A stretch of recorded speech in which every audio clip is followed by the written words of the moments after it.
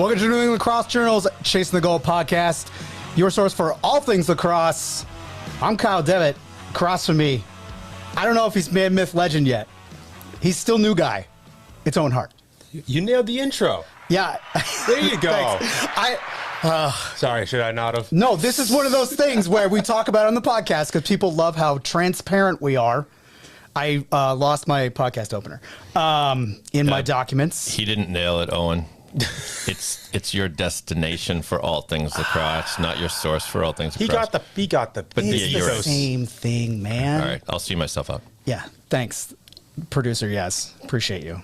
We got a great show today. Let's get. How far are we from college lacrosse? How far? Do you know? 50 days? No, sir. No, What? college Oh lacrosse. Oh, Jesus. No, that's got to be like 41 days. Not even. No, dude, it's like 27. How? I hate college. Wait, what day is it? That's the 9th. Oh, my God. It's the 9th of January. We're way Yeah. Oh, my God. well into it. We got to prep. I was saying before we sat down to record, I got to get my skin a little thicker. Not because it's cold, just from all the daggers and arrows that are thrown my way. But I do know someone that knows exactly how far away college lacrosse is, and that's Sacred Heart head coach Jon Basti. Coach, how we doing? What's up, boys? This is like Smartless. It's like the guest is waiting for like a half hour to get in to talk, making fun of each other. Good intro. Coach, it's called banter. It's a thing we're supposed to do. I apologize for making you sit there, and the background of that as well is that again, I lost my intro and was frantically searching for it while Coach was waiting. So sorry to put you through that, Coach, but happy you're here. And congratulations on last season. First of all, I don't think we've talked since then. What an incredible move in the MAAC, and you win it. I mean, can you just talk me through the process of that move and then kind of assembling your team and getting ready for competing in a different league? Well, first of all, I'm pumped to be here, guys. I've been listening to the podcast for a while. I subscribe to the newsletter, just so we all know. Great. So I pay my dues monthly. Or I think I'm the annual subscription. I'm not sure. But you guys do a good job, especially with all the high school stuff. It's good information to get on some teams that we may not be able to see. So it's good for recruiting too. So I appreciate what you guys do. But the whole journey into the MAAC was interesting for our entire group here, whether it's the athletic department, the athletic director, our program. When the NEC dropped lacrosse a few years ago for the 2022-23 year, we were like, okay, what are we going to do? And I immediately went to my athletic director and I was like, the MAAC is where we would like to go. And they were already kind of working on that once they knew that lacrosse was not going to be a NEC sport. And so they were, to their credit, a lot of credit goes to them. They had a little bit of a vision on what they wanted to do. And I think it was a vision for our whole school because it's a very consistent league to who we are as far as other schools in the conference. Catholic schools, smaller mid-major universities within a relatively consistent, easy geographic location for travel. It just made sense. And so, we knew we were going to be in the MAAC, and then year one, we did okay. We started off our MAAC conference play with arguably the two best teams in the conference in Siena and Manhattan in game 1 and 2. So it was like right into the fire. And we didn't fare so well in those games. And then we kind of got our legs underneath us, had a good 5-4 conference record, lost to Siena by 2 in the conference playoffs first round. And that was a good learning experience. It put our guys in a position that none of them have ever been in before, as far as playing in conference playoffs and what it takes to really be successful. Because I'll say that Siena they were ready. Like they were a team of experience. They played playoff lacrosse, and we just weren't prepared for that yet, but we learned a lot. So the next year going into it, we were all excited about it, and we started off the year in the fall a little funky, really weren't hitting our stride, and things weren't going the way we wanted them to. And part of the problem was me. I put a little bit of a little bit of a carrot out there saying that if it's kind of championship game or bust for 2024, which was completely opposite of everything that we have worked on for 2 years while we were in the MAAC, as far as like being present and living and kind of dealing with things day to day and focusing on controllables. And that's something that's completely uncontrollable, especially in the fall, right? And so once we realized that, we kind of reset ourselves and things kind of took off after that, had a rocky start to the non-conference play, figured ourselves out a little bit, settled down, got our confidence underneath us, and then we were just going from there. And midway through the fall, I got a call from the athletic director to come and talk to her, and we're like, yeah, we're the NEC is starting up again, and so we're going back to the NEC after 23-24, and we were like, what? And so it was a little frustrating for everybody here, including the athletic department, but a couple days later, we reset and decided to become an all MAAC school, which is, I think, awesome. And so MAAC's a great league. We're very proud and honored to be part of it. And then that kind of took us into the spring, like I was saying. And then things just started hitting. It was like one thing after another, and guys started playing really well. And we realized that it was just all about it was kind of a philosophical change as far as game preparation goes. Obviously you have to focus on other teams, right? But I think we really spent way more time during the week focusing on Sacred Heart men's lacrosse and a lot less time on other schools. And in doing so, it actually prepared us more because we spent less time on the field, like trying to mimic Sienna's offense, which you can't do. It's very difficult to do that. Or other teams' offense, or like any team in the MAAC, just pick Sienna because they were our first conference game last year. And so we started just using our personnel to be okay, like this is how they do it. Let's instead of wasting 20 minutes a day on 6-on-6 hoping to mimic it, let's just play. Let's do this in drills. Let's do that in drills. Let's do this in drills over and over and over again in different drills. And then by the time we got to the 6-on-6 period on Thursdays, it was almost like, all right, like we're good. We know what to do here.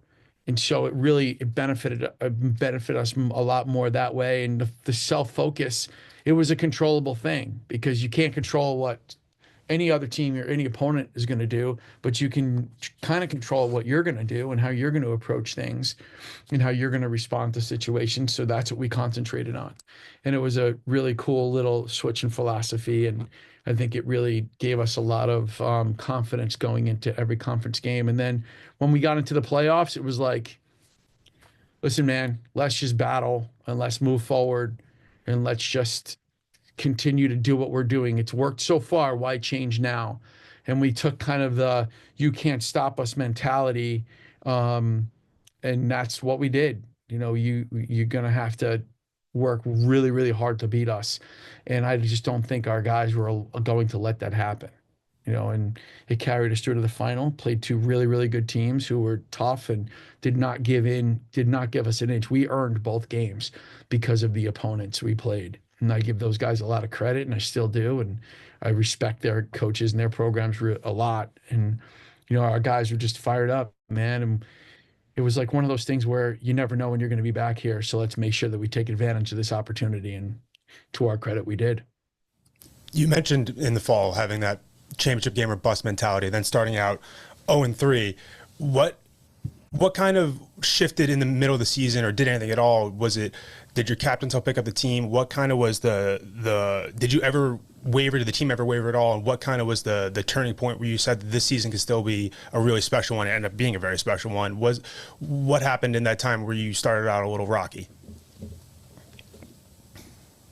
Well, when you look at a team like us, right? You look at a program like us, at a school like us, in a conference like we're in, it's all about conference play. And it's all about making the playoffs. And so we realized that the first 5-6 games of the year are preparing us for that. Yeah, you want to win those. Of course you do.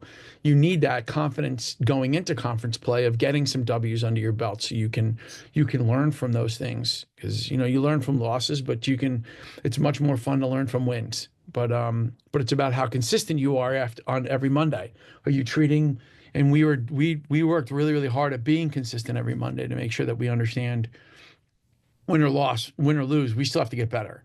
We still have to improve ourselves. And so we concentrated on that. But we knew we were a good team. You look at the first 3 losses of the year last year for game 1 against Stony Brook, they're really good.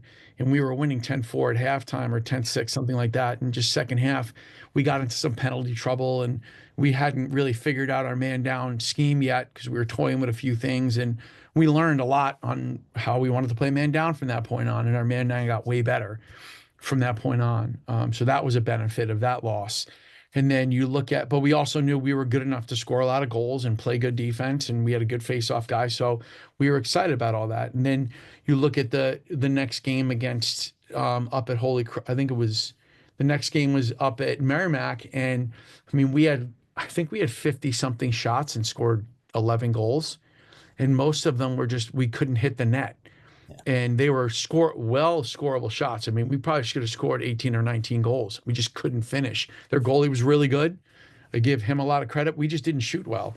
And so we were like, okay, now that's kind of an issue we have. So the next week turned into, okay, we're nervous to take shots. We're nervous to do certain things because it didn't work last week. And so because it didn't work last week, is it not going to work this week? So our confidence was shot a little bit. The defensive guy started getting a little frustrated, being like, can you guys just hit the cage? Which never works out, right? So we started, that was like, everybody just shut up and just play or just do your job. And after that game, the next game was Fairfield, and that's a big game for us.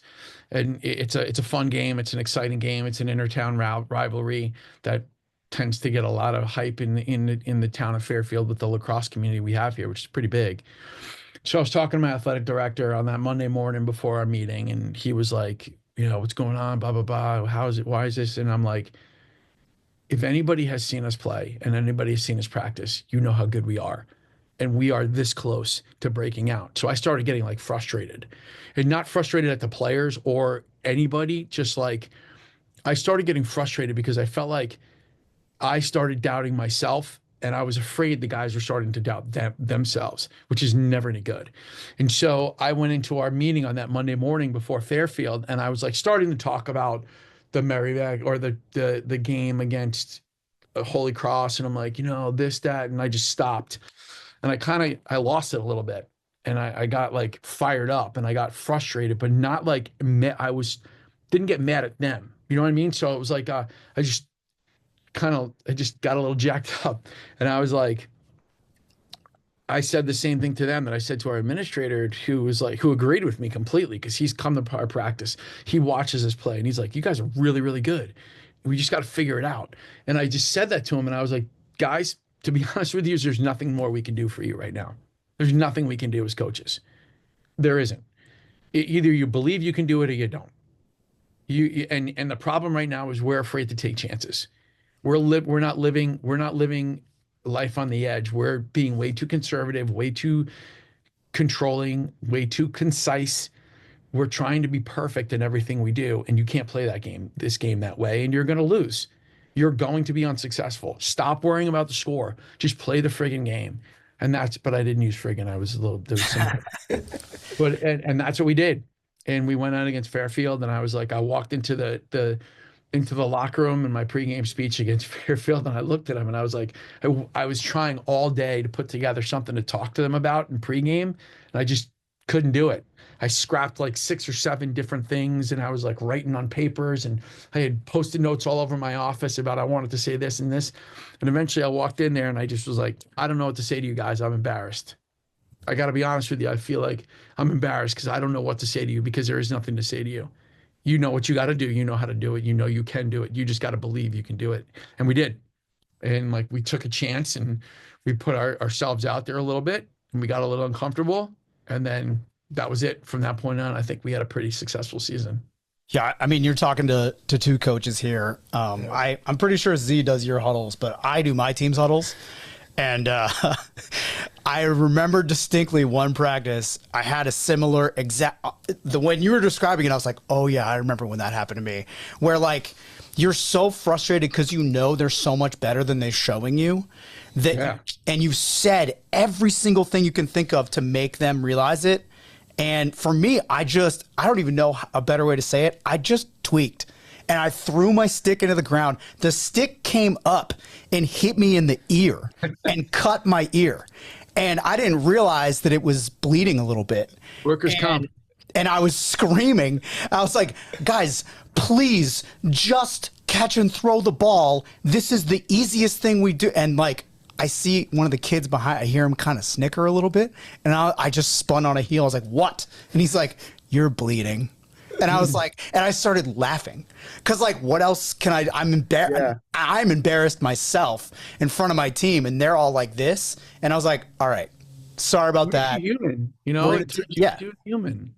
100%. I think that's a big part of what I've learned in coaching, because I've been a coach for a long time. And I think that's, you know, and I say this a lot, this job is different, totally different from what I do as a coach, even though this podcast allows them to bleed together a lot. The mentality you have to do this job, like as a journalist covering things, and the mentality you have to have as a coach are two totally different things, but the work ethic's the same. And I used to have a real problem unplugging, and now I don't, because I'm just like, oh yeah, writing is fun. Like I can just write. Writing's cool. I can just come up with a weird sentence to describe this guy's dodge, and then I'm happy, right? Coaching, it's like you don't have, and tell me if you agree with this or not.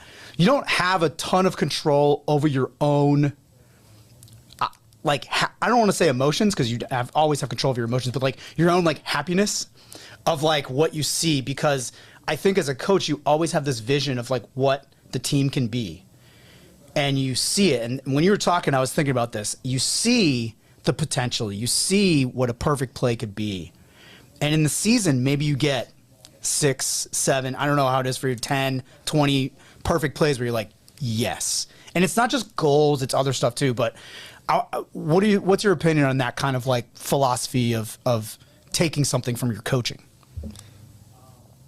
Well, I when you look at what you just said, it's kind of the epitome of something that I've been really of a path I've been going down for the last 4 years, or really 4 years. I say that because it's 4 numerical years, but it's really 2 seasons.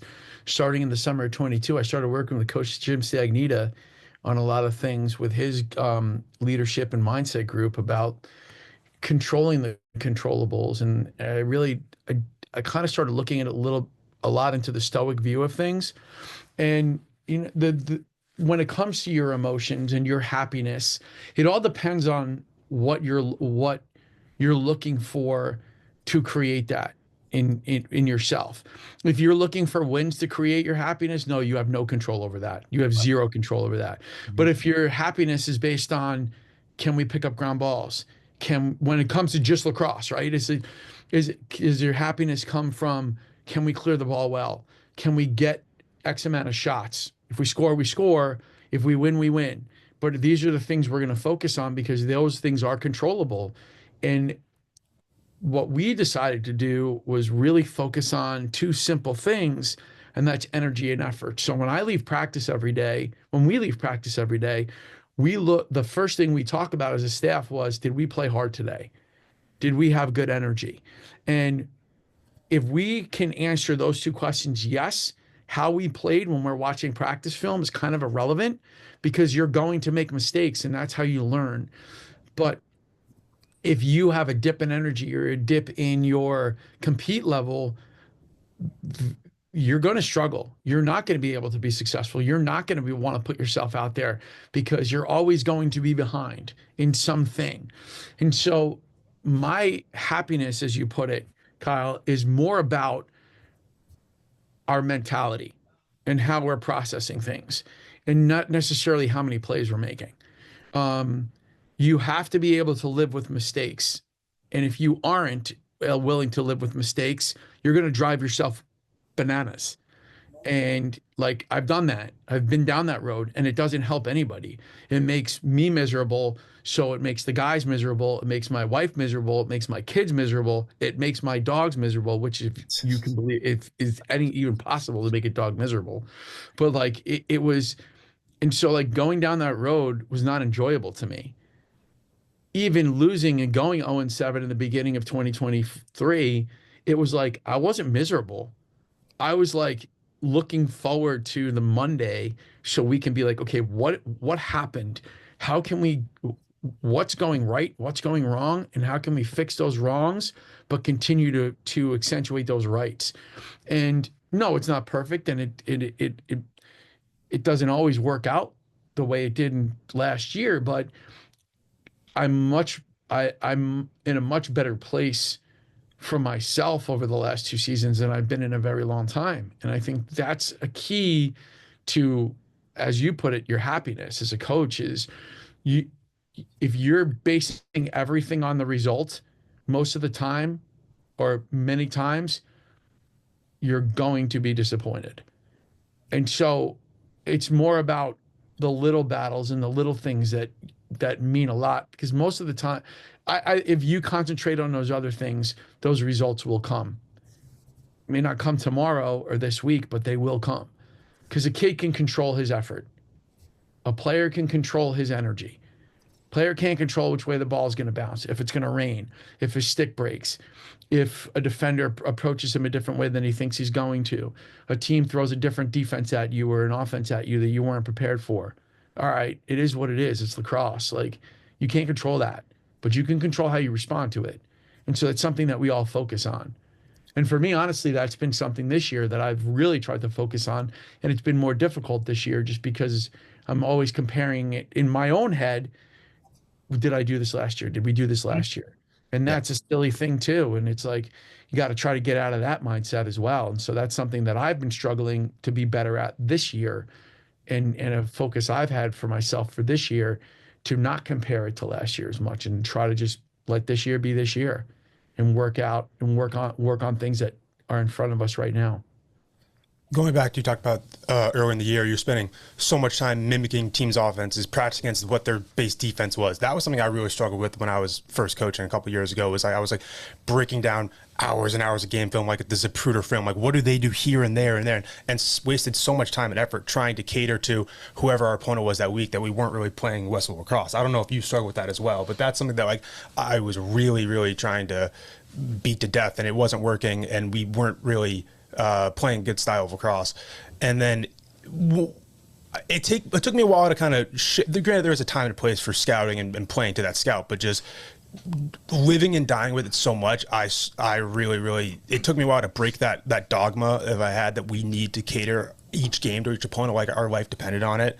I'm curious, lacrosse, like others, is a pretty dogmatic sport. Are there any really dogmatic beliefs or systems or rules that you have and or are willing to share on a podcast for other teams to listen to? Yeah, I mean, it's not really a secret, and it's not anything it's nothing crazy. It really isn't. Look at it. Let's look at it this way. If you have a kid, right, one of your best players, and this is what he does. This is what he's really, really good at. But this week he did that, the thing he's a good shooter, right? He's a shooter. That's his job. And you did a good, a lot of your offense is based on getting that shooter the ball. You've worked on that all year. You've worked out on that every day. He's worked on that every day and on his own time. He's worked on it in individuals and small group works and team group, and your offense is based on some way putting that guy in a position to score, right? In a high school situation. And then you decide you're going to go play a team that runs a zone, and it doesn't really great. Dodging against the zone maybe not be the best thing. And so you try to switch that kid to make him, okay, now we need you to do this. We need you to play like this, but you only have 3 days to do that. Is that kid really going to get better and change what he's going to do in those 3 days? No, he's not. It's nearly impossible to do. And so if you take that mindset and you apply it to your whole team, your team is the same way. You practice every single day and you work every single day on doing certain things that you think your team is good at. And so trying to change that week to week, I think is very, very difficult for anybody to do, especially 20 to 22-year-olds, 18 and 22-year-olds who's got a million things going on and who have class and who have assignments due, who have other issues that they're dealing with that are outside of lacrosse, that are lacrosse issues. They have lacrosse issues. They have, this happens and that. So it's like, this isn't the NFL. You know what I mean? We're not here 24/7, 365, being able to have meetings all day and you're breaking down film and you have limited time and resources to do certain things.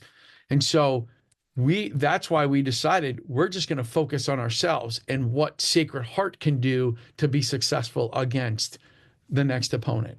Not necessarily how do we stop the next opponent?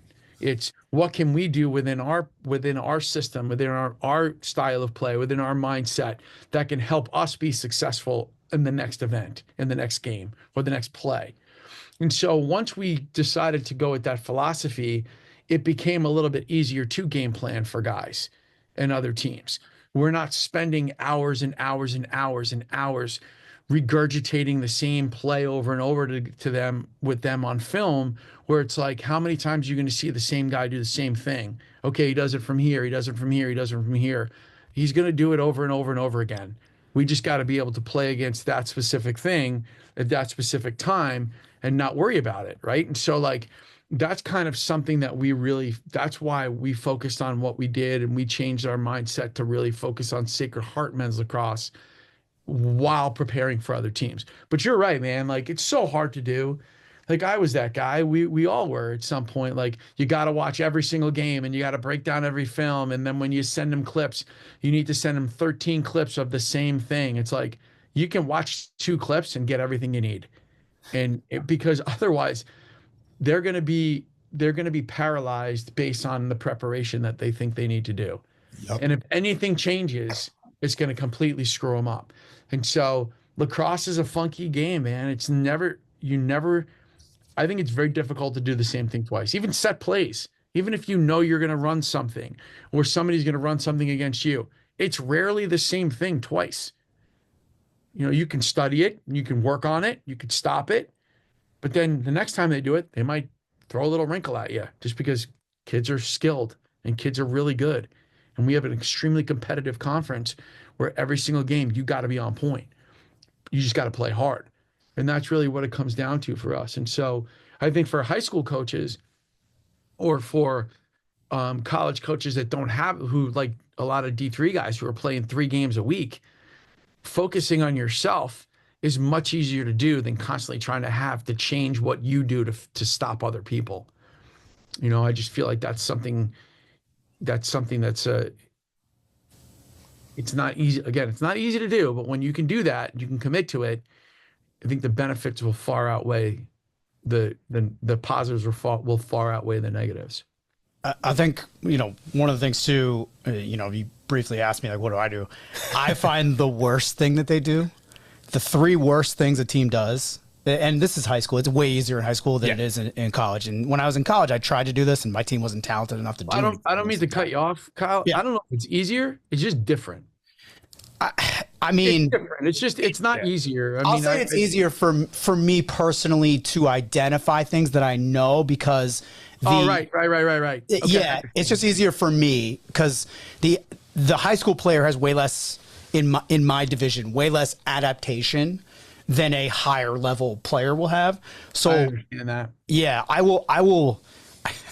I used to call myself just the destroyer because I'm here to destroy what you want to do and also what you do worst, right? So I will approach everything backwards, and it's very counterintuitive to what I do for Lacrosse Journal because I'm trying to write positive things about these kids, and like, you don't want to take down high school kids, but the first thing I see, I'm looking for mistakes all the time.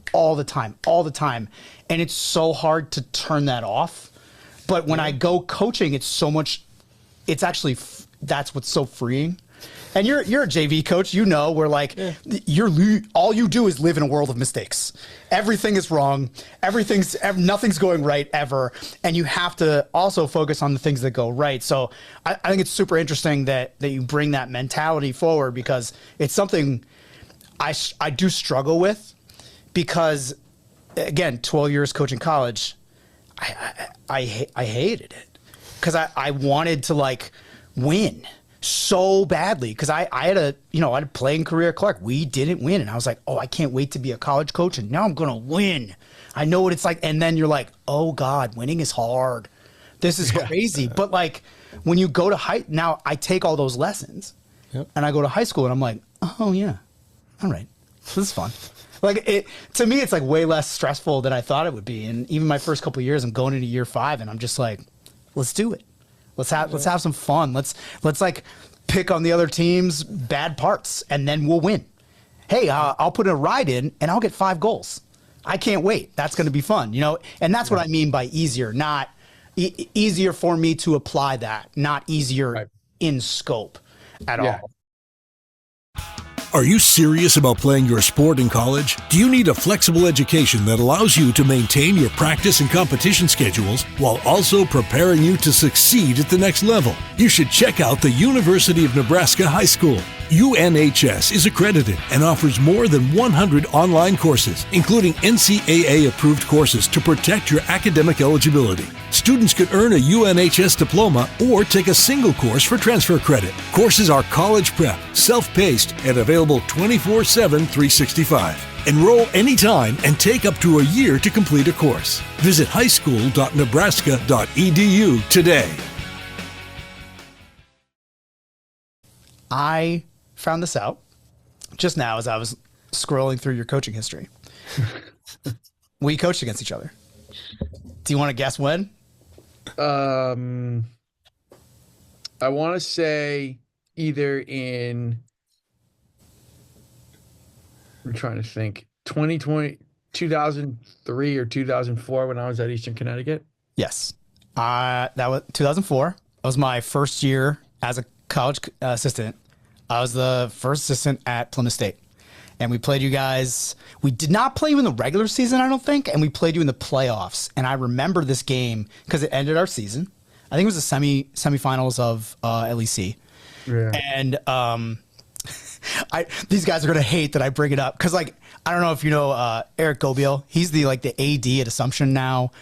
Bill Cosentino is now in administration. Was a longtime head coach at St. Joseph, Maine. Bobby Dabrio is coaching in California. Like all these kids that I remember, because you remember your first team. You always remember your first team, and I just remember hugging each one of those guys and just them collapsing into me, which I'm only a year older than them, and they're just their career's done. It meant so much to them.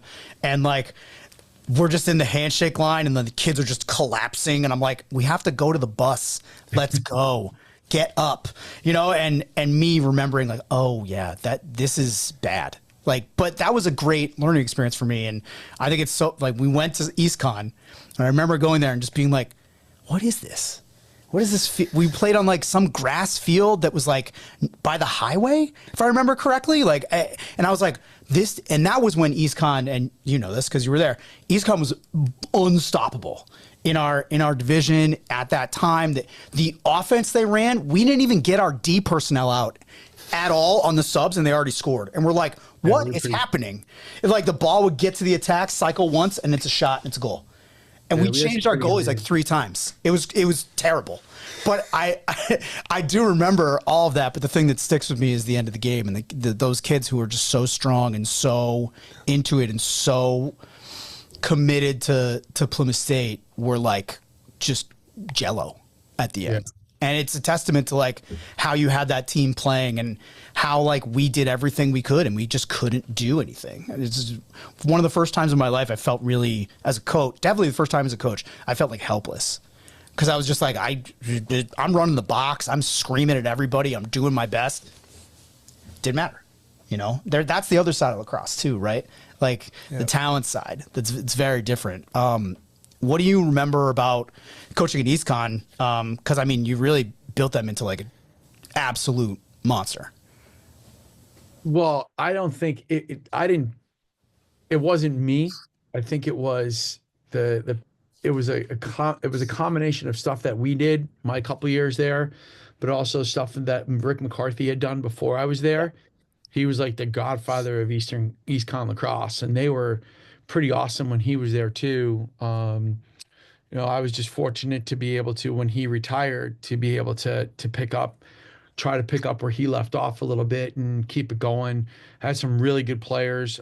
Some of those guys are still friends to this day. Like now that like I'm not coaching them anymore, and like now I see them, and I wasn't much older than they were. I mean, I was only a couple years older. There was a couple of the guys on the team. One kid was older than I was, and our goalie. And so like he actually, him and I a few years later reconnected, and we became pretty good friends. And we had a lot of respect for those guys. They were some blue collar dudes that I think were a little underrated and under recruited. And some of a lot of them were Division I lacrosse players that went there and found their home there, and were able to kind of figure out that that's where they wanted to be. And I give those guys a lot of credit for giving me the opportunity to coach them for a couple of years, and we were successful. It was a lot of fun coaching those guys.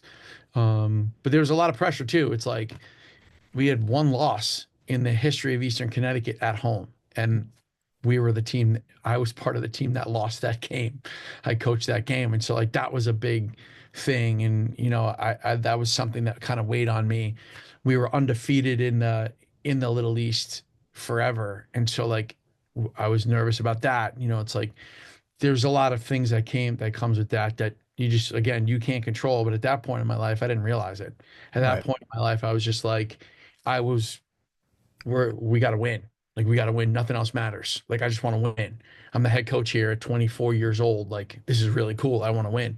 And I was not at all emotionally or mentally prepared or physically prepared to do that job at that point in my career. So, I learned a lot those couple of years, a lot that I still refer to today in a lot of situations. So I thank those guys a lot, and I give those guys a lot of credit for dealing with a young dude that was just kind of wet behind the ears trying to figure stuff out. So, it was a good experience for me on many, many levels. We talk about like coaching. We were all young coaches coaching kids that were roughly our age. You're still a young coach, Owen. Yeah. when you're my age, save it. And you started, the age gap feels a lot bigger when you started at 20 versus 24. Coaching kids the point of this thing, like the dealing with the emotions and not knowing how to handle it. My second year coaching, we were in a playoff game, Elite Eight. It was an intense environment. And our senior captain, a kid who I played with when I was a senior and he was a freshman, Thomas DeMeo, who's at Western New England right now, he popped his ACL in like the first 3 minutes of the game. And from that point on, like I was done the rest of the game. I was a shell. I was just emotionally drained, like seeing that happen. Just like I was useless and I just couldn't handle it. And that was the first, I'd say, not grow up moment, but the time where I really had to like deal with the maturity of being a coach and still be checked in and all that stuff. I'm curious I know that's a pretty dark moment for me to grow up, but I'm curious if you ever had like anything where you realized like from being a young coach to clicking in, I'm maturing, dealing with it. How did you grow up and handle that responsibility? And you talked about dealing with the emotions and all that stuff. Was there ever like an aha moment like you had with me? I hope not, but or was it just a gradual thing year over year dealing with it? Well, I think it's happened a few times in my life where as people, you're constantly changing. You're constantly moving forward, and you're trying to be the best version of yourself you can. And so in order to do that, you have to learn. And you have to learn from the things that have happened, good and bad.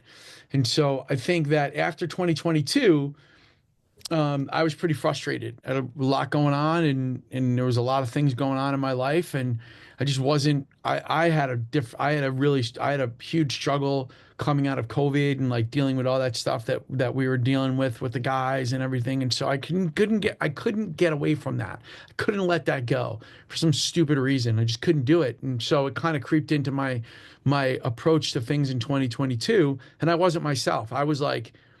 It was almost like I was having an out-of-body experience, and I knew it. I just couldn't figure out what to do to to reset myself.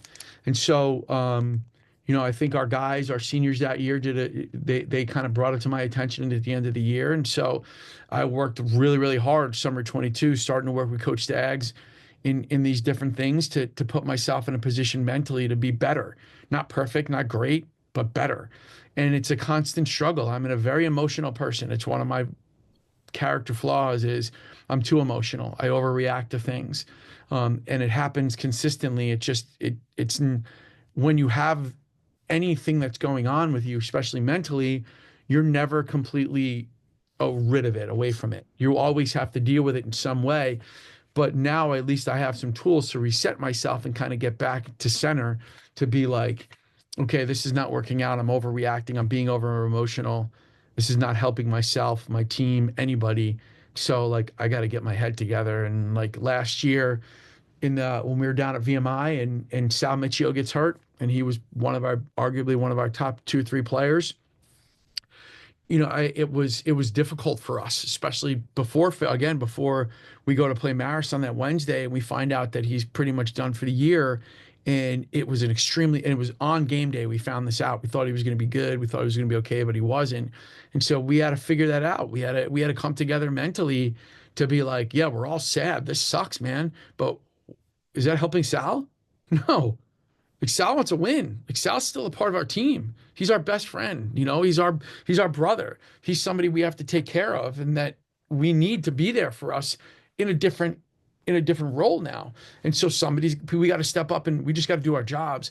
And we kind of recollected ourselves before we went out there, and I think the boys did a really good job, and we as a staff did the best we could to try to keep them focused on what we can control and what we can handle. It's kind of similar to your situation, right? Like your boy got hurt, blew out his ACL, and it was like you went into shock a little bit. I think that if this was 7 or 8 years ago, I would have done the same thing. I definitely would have done the same thing. And so the more experience you have with those things and you learn to try to adjust, and again, you can't control that. You can't control what's going to happen to yourself. We've had guys get hurt.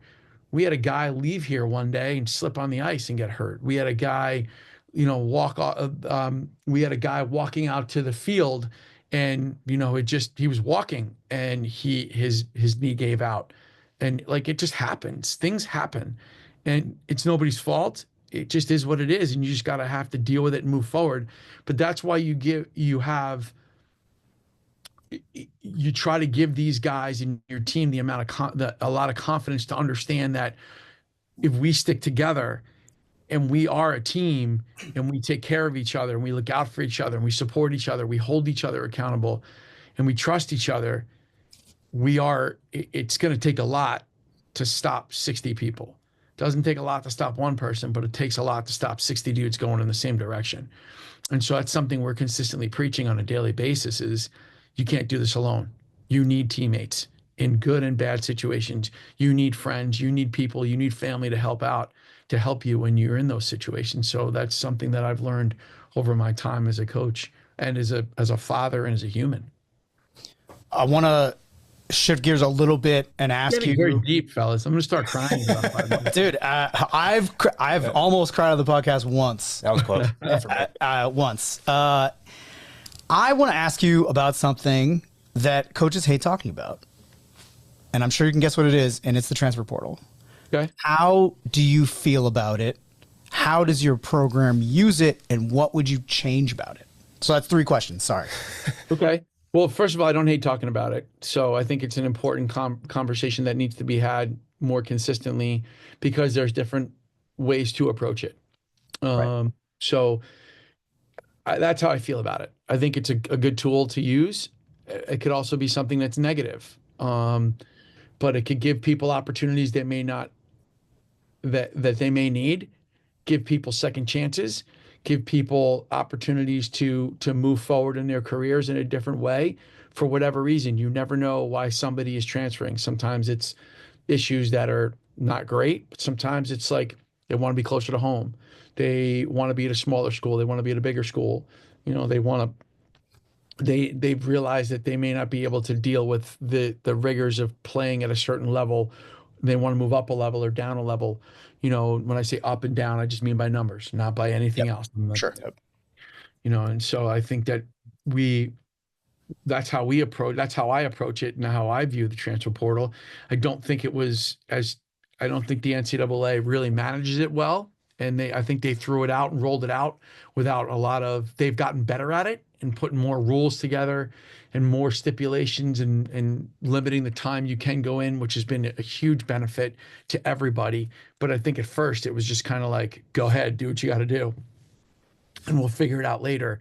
And so I think they've done a really good job of recalibrating that. How we use it is a little different. We don't go portal surfing. Yeah, we'll check it. We'll see who's in there legally. You know, we'll do what we have to do to make sure that we're doing stuff compliance wise to make sure that we're staying within the rules. But we use the when we look at guys from the transfer portal, we go based on relationships.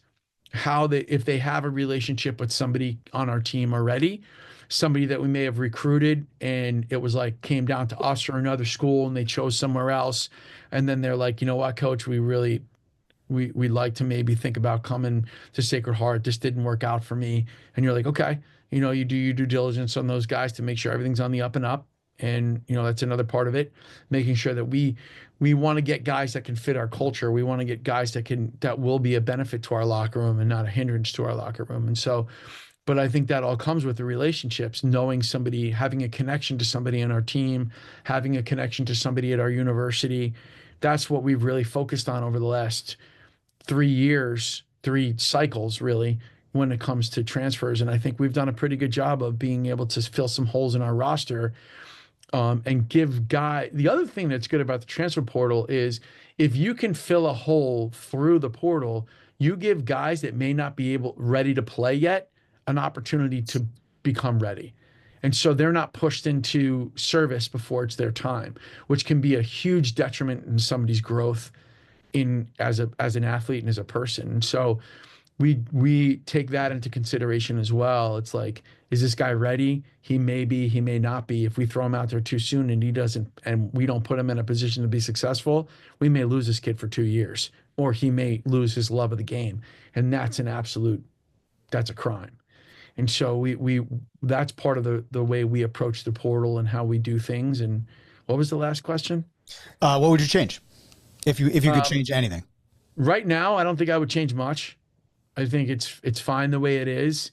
I think if as far as the portal itself goes and the way it works, I wouldn't change it. I think they've done a good job of limiting times and giving windows about when guys can go in. What I would change is the education around it and the way people approach it and the way some folks use it as an easy out because they're struggling at one place.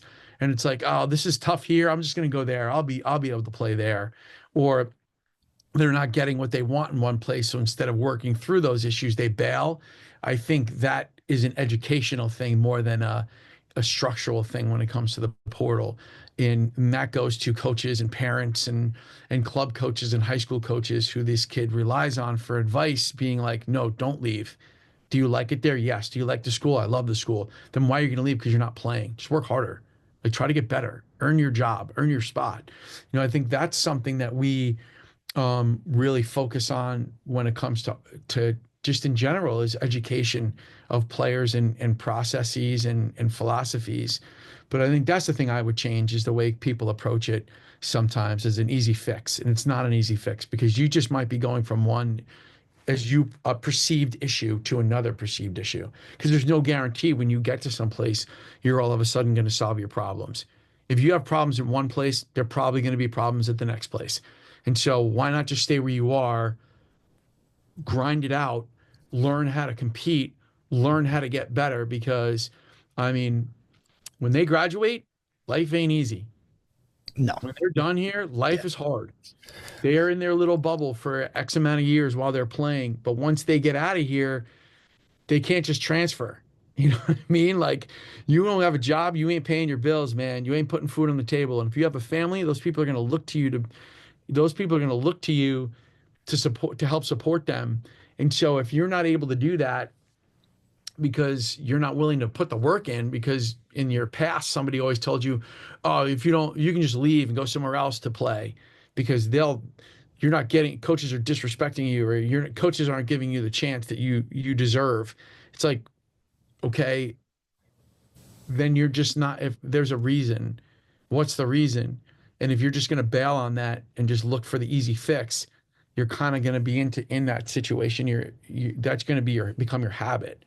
And it's like, that's not going to work in the real world. At least I don't think so. Hasn't worked for me. So my last question for you, Coach, is you've had you look like I'm looking at your face right now, and you're like, what did we just open? What Pandora's box did That's because he's Gen Z, and you spoke right to him. And he didn't like it. He didn't like it. Yeah. anything. I'm just messing with you. But this is the time I don't think we said anything controversial. I think that we stayed out of trouble. No, hey man, there's still time. True. Go ahead, ask your question. Well, I don't think what I said was controversial. I think I don't think it all. is. I don't think it is. Not even it's just a good life lesson, man. It's like work hard, get better. Back to what I was saying. Throughout your long coaching career and even playing career, is there one or two wins that you really hold up there and you think about? It's like, I'm really proud of those. And on the flip side, the one or two games that you mean like, man, I really wish I could have those back. And just what are those two for you on either side? I'll start with the second part. Everyone always does. Have those back. What'd you say? Everyone always can remember the ones they could have back more than the good ones. Everyone does. I don't know. I really can't think of any. Like off the top of my head, like usually when a question like this is asked, you should be able to come up with something like that, right? And like I can't think of any. I can't think of any games where I'm like, oh, if we would have only just like if we didn't lose to Holy Cross last year, we don't win the MAAC championship. Right. So it's like, that's just kind of the mindset that I'm trying to put forward. And maybe when I was playing, a loss to Mount St. Mary, that's one. I lost to Mount St. Mary's the last game of my senior year at home, where we lost the MAAC championship on that game. I wish I had that one back. I wasn't playing. I was injured. I was actually a student coach at that point, but I still wish we would have won that game. It would have been nice to win 4 straight MAAC championships and when I was playing, but it is what it is. And they were better than us, so they deserve to win. We didn't deserve to win that game. But then we won the ECAC championship a week later, which was kind of like the NIT of college lacrosse back in when I was in college. And so like, if we don't lose that game, maybe we don't win the NIT, or not the NIT, the ECAC, so you never know. But wins, there's a bunch of them that I could look at in my career. The obvious ones are like 2005 with Fairfield when we beat Denver to go to win the Great West. Obviously last year, both playoff games were, I can't even tell you the feeling after those 2 games. And like, not the relief, but kind of the excitement on so many different levels for so many different people.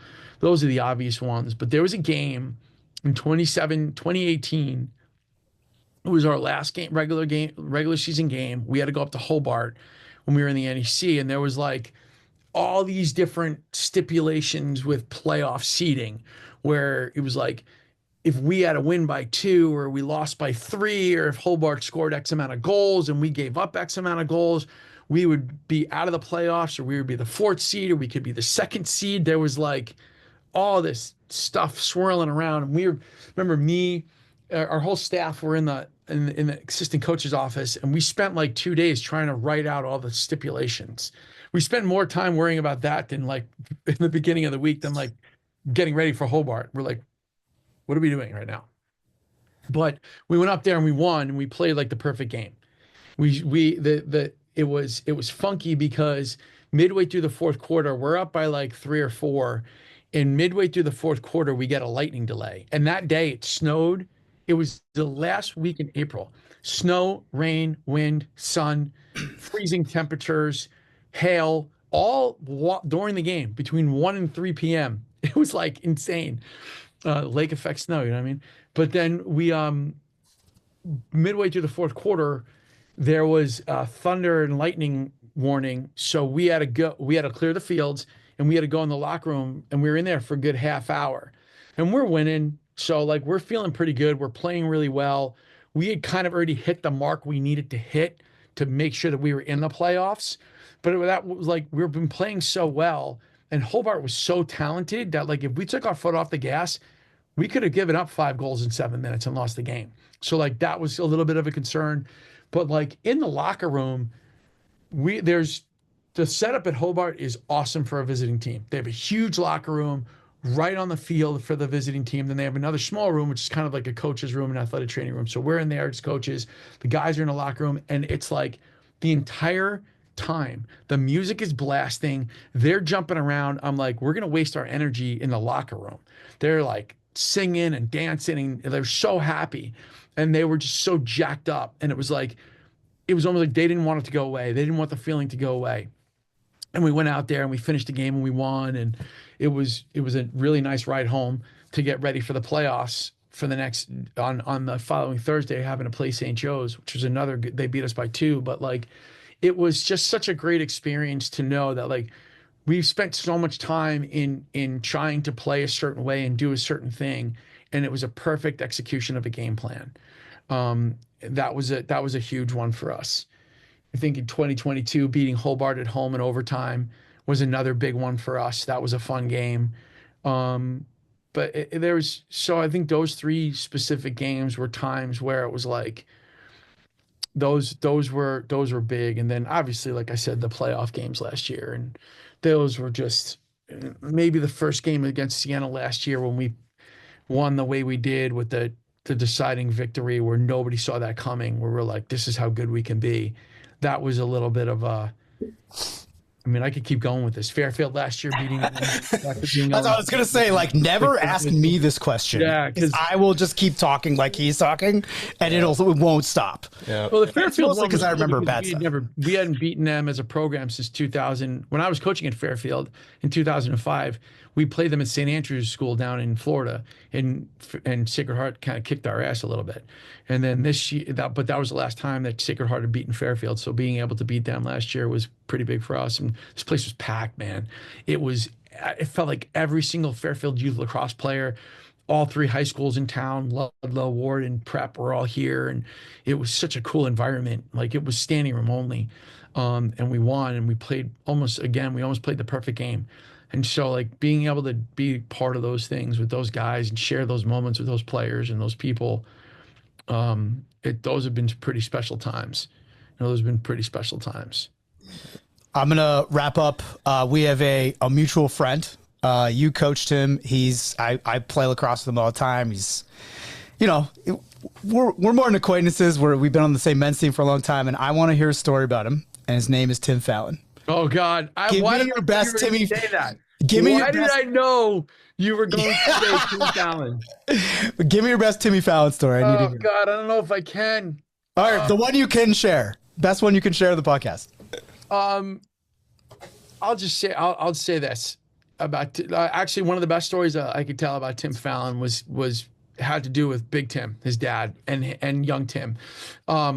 I never met young. This is my first year at Hartford, and I just started working with Timmy. Like, face-offs is kind of what got me into this game, the coaching thing. And so, like, I spent a lot of time with Timmy, like, working on his face-off game and doing stuff like that. And it was the first time he really had a face-off coach. Changed a few little things, but he was just such a tough kid. He was such a bulldog that it was like, I didn't have to do much. Just had to tweak things here or there and give him a little bit of a different mentality. And he took to it, and he really took to it. And I think there was a lot of mutual respect there from day one. And so the first time I had met Big Tim, I don't know if you've ever met his dad, but he's a tough dude, man. He's like blue collar, Lowell, like, I think he was like a principal for a long time, or like a resource officer at a school. And so, which is a perfect job for him. And like, he came and introduced himself, and I was like, oh boy, what did I do? Is he going to get mad at me? And he was just like, he gave me a big hug, and like, he was just so appreciative of, and Timmy was standing right there. And I felt like it was a huge moment for me and Tim to show like what our relationship had become, even though like I was really hard on him. Like, I was really, really hard on him, like really hard on him in multiple ways. And it would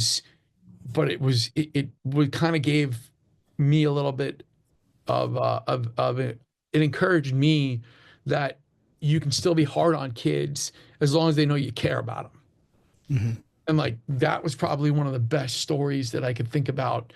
And it was after a big win. That was another one of those big wins. My first year at Hartford, when we were, we were like 1-11, and we beat UMBC at home, which was the number 6 ranked team in the league. And Timmy was like unbelievable. Him and Scott Bement, our goalie that year, who's a freshman, they were unstoppable that game. Like, they were just, Timmy, I think, was 60-something%, and Scotty was saving things that I've never, it was just, I think he had 20-something saves. And, you know, that day with Mr. Fallon and with Big Tim and Young Tim, just kind of going through that was a special thing for me. And, you know, I think that Timmy would probably say the same thing. Like, that was just everything about that day was great. And, you know, being able to meet Mr. Fallon and how he responded to me and the way I was treating his son was really important to me. So, yeah, shout out Timmy Fallon. He's the type of guy where now that when he's coaching, it's like, once you step on the facility, no matter what field he's at, you're like, Timmy's here. Yep. You can hear him from like 30 fields away. So, yeah. I love Tim. Awesome. Coach, thank you so much. This was great. We ran long because we just love coaches that love talking about the game and love talking about their program. It's fun for us, and you know, we appreciate you coming on. Absolutely. Yeah, thanks, boys. This was awesome. Thank you so much for having me. It was a pleasure.